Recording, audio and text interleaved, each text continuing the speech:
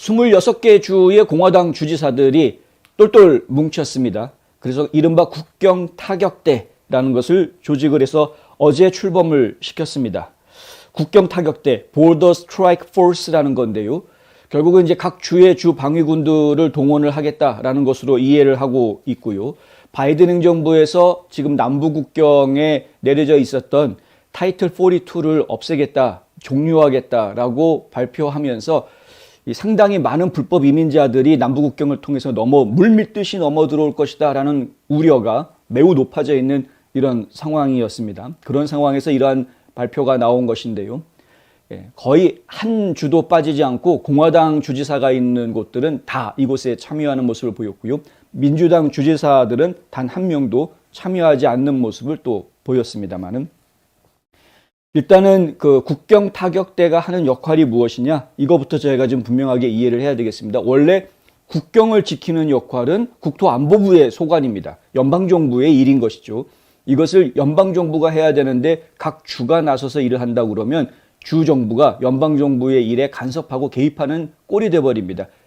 한마디로 jurisdiction 문제가 생기는 것입니다. 관할권의 문제가 생기게 되죠. 이거 상당히 심각한 문제가 될 수 있기 때문에.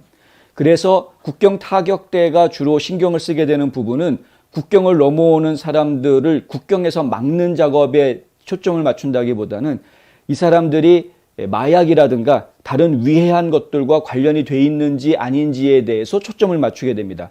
그러니까 국경을 넘어왔느냐 안 넘어왔느냐가 중요한 것이 아니라 이들이 범죄 조직에 가담했느냐 안 했느냐를 더 중요하게 생각하는, 거기에 초점을 맞추어서 수사를 진행하고 단속이나 체포, 추방까지 진행할 수 있게끔 하는 그런 움직임을 지금 가지게 되는 것이고요. 그것을 위해서 26개 주가 서로 여기에 참여하고 있는 주들은 서로가 서로 간에 범죄자들에 대한 데이터베이스를 공유하는 것이 이 국경 타격대를 출범시킨 것의 가장 핵심 사항입니다.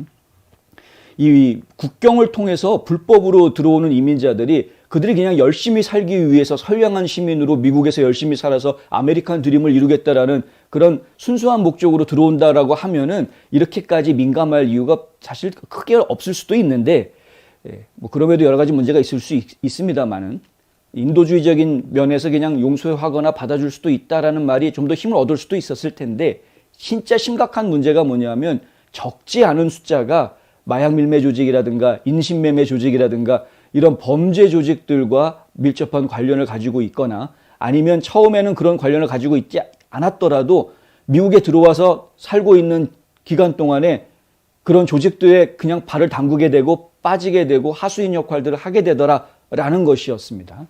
그 숫자가 적지가 않기 때문에 당국에서 굉장히 골치 아파했던 것이고요.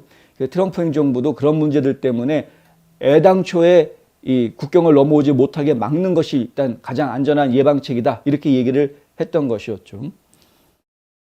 일단은 이제 국경 타격대를 이끌고 있는 것은 그렉 에봇 주지사하고 그다음에 더그 듀시 주지사하고, 지금 애리조나주하고 텍사스주가 남부 국경 문제에 가장 심각한 폐해를 입고 있는 대표적인 주들이기 때문에 그렇습니다. 뭐 이 외에도 캘리포니아도 사실은 피해를 많이 보고 있는 지역이고 뉴멕시코도 그렇고 여러 지역들이 피해를 보고 있긴 합니다만은 이 두 주가 지금 가장 앞장서서 지금 이런 일들을 진행을 하고 있고요. 원래 국경 타격대라는 첫 아이디어를 냈던 사람은 더그 듀시였었는데, 듀시 주지사 같은 경우에는 과거에 2015년에 애리조나주에다가 국경 타격대라는 걸 만들어서 운영을 한 적이 있었다고 합니다.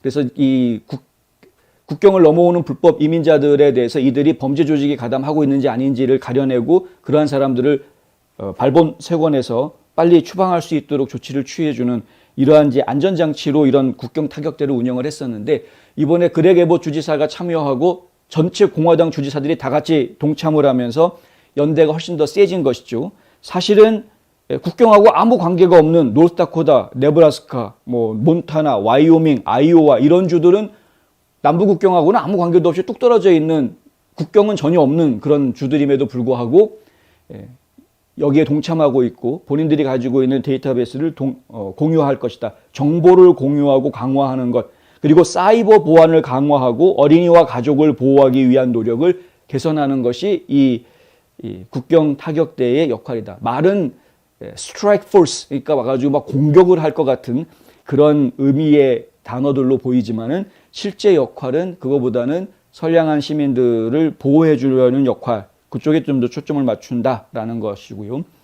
여기에 참여하는 주들을 읽어드리자면 엘라바마, 알래스카, 아칸소, 애리조나, 플로리다, 조지아, 아이다호, 인디애나, 아이오와, 메릴랜드, 미시시피, 미주리, 몬태나, 네브라스카, 뉴햄프셔, 노스다코다, 오하이오, 오클라호마, 사우스캐롤라이나, 사우스다코다, 테네시, 텍사스, 유타, 버지니아, 웨스트 버지니아, 와이오밍 이렇게 26개 주입니다.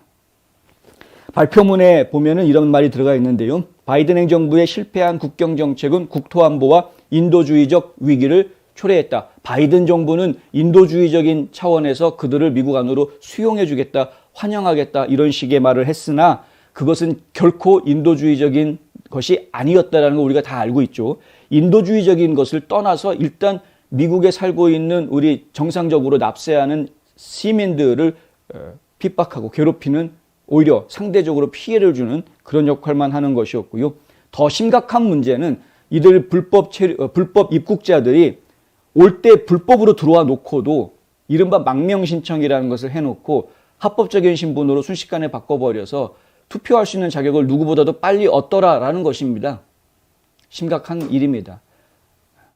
지금 한인사회에서 살고 있는 많은 분들이 영주권 때문에 고생하셨던 분들은 다들 아시겠지만 처음 취업비자부터 시작을 해가지고 영주권을 받기까지 굉장히 오랜 시간 동안 가슴 졸이고 힘들게 살아서 겨우겨우 받는 분들이 굉장히 많지 않습니까? 소중하게 이렇게 받는 그런 분들이 많은데 이 국경 넘어오는 사람들은 그냥 망명 신청해놓고 법원에서 너 망명할 이유가 충분히 있었구나라고 인정받으면은 그냥 바로 영주권 나오고 몇 년 뒤에 바로 시민권 신청할 수 있게 이렇게 되는 상황이기 때문에 그러니까 순전히 민주당 쪽에서 본인들이 계속해서 집권하기 위해 이런 시민권을 빨리 받을 수 있는 민주당 편에 표를 내줄 수 있는 사람들을 양성하기 위해서 이런 음모를 꾸민 것 아니냐라는 의혹을 지금 계속 받고 있는 것이죠. 이것이 지금 공화당 주지사들 사이에서는 굉장히 중요한 이슈가 된다. 이 부분을 정치적으로 굉장히 많이 우리가 홍보를 해야 된다라고 지금 다 의견을 모은 상태이고요. 그래서 올해 중간선거에서 이 부분을 어필을 강력하게 하고 바이든 정부가 나라를 망가뜨리고 있다는 가장 대표적인 정책으로 국경을 무너뜨렸다. 국경이 무너진 나라가 그럼 나라냐 이거죠. 이제 이러한 메시지로 전체 국민들에게 중간선거에 지금 메시지를 강하게 어필을 해야 되겠다. 이런 전략을 지금 가지고 이러한 움직임들을 하는 겁니다. 여기 이제 정치적인 계산과 실리적인 각 주가 원하고 있는 실리적인 계산과 여러 가지가 다 합쳐지면서 국경 타격대라는 것이 이제 출범을 하게 된 것이죠. 비판론자들도 있습니다. 비판론자들 입장에서는 뭐 정치적인 쇼하고 있는 거다. 공화당 주지사들이.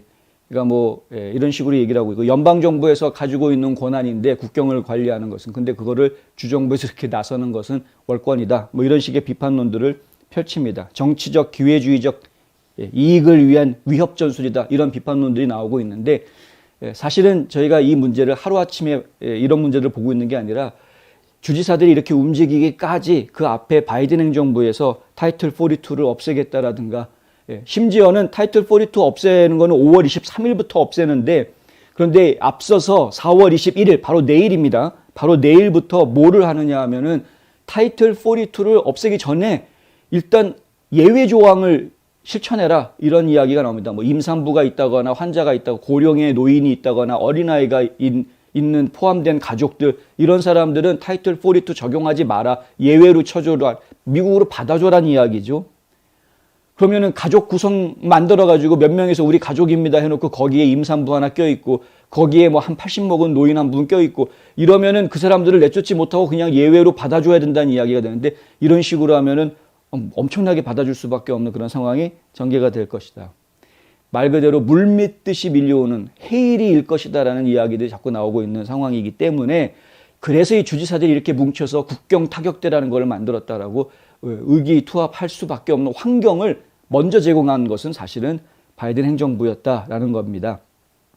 그래서 이 비판론자들이 이야기하는 저건 정치적 쇼야라고 비판론자들이 이야기하는 것이 사실은 그냥 말질하는 사람들이 그냥 비판하는 것뿐이지 실질적으로 누가 먼저 이런 분위기를 만들었느냐. 만약에 트럼프 대통령이 만들고 있었던 국경 이거를 끝까지 다 만들어 놓고